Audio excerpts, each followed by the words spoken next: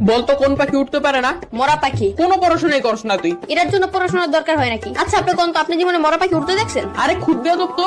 এই তোর নাম কি? কথা গুরান কে মরা পাখি উঠতে পারে? এই তুই থাকুস কই? আমার বাসায় থাকি। বদমাইশ, তোর বাসা কই এটা জিজ্ঞেসি। না আপনি জিজ্ঞেসেন আমি কই থাকি। আজব তো, এবার কত তোর বাসা কই? আরে আমি যেখানে থাকি ওই জায়গায় আমার বাসা। তোর কিন্তু আমি মাইর দিমু। পড়া তো পারস না, আবার তেরামি করস। কেন কোন পড়া পারিনি আমি? ওইদিন তোর একটা অঙ্ক জিজ্ঞাসিলাম, পারস নাই। কোন অঙ্ক পারি নাই? ধরেন এখন ধর তোর কাছে 20 টাকা আছে, তুই 10 টাকা তোর বন্ধুরে দিলি, তোর কাছে কয় টাকা থাকে? আপনি অঙ্ক বাদ দেন, আমি কি এতই বললো যে 10 টাকা দিয়া দিমু? এই যে কোথায় কোথায় বেয়াদবি করস। এত সহজ অঙ্ক ধরলাম তাও পারস না। কি পড়স তুই? শার্ট পরি, প্যান্ট পরি, গেঞ্জি পরি, জুতা পরি। ওই স্যার করতে হইব না, মাথায় জ্ঞান বুদ্ধি বলতে কিছু নাই তোর। আপনার চেয়ে বেশি আছে। আবার তেরামি করস। তার আমি কি? আপনি আমার বুদ্ধি পরীক্ষা করে দেখেন। তাইলে ক, সমুদ্রের মাঝখানে একটা লেবু গাছ থাকলে তুই লেবু কেমনে আনবি? বাজার থেকে কিনে আনবো। আর আমি বুঝাইতে চাইতেছি যে ওই গাছ থেকে লেবু কেমনে আনবি। ডানা দিয়ে উইরা উইরা। তোর তো ডানাই নাই, ডানা কি তোর বাপে লাগাইবো? সমুদ্রের মাঝখানে লেবু গাছকে তোর বাপে লাগাইবো?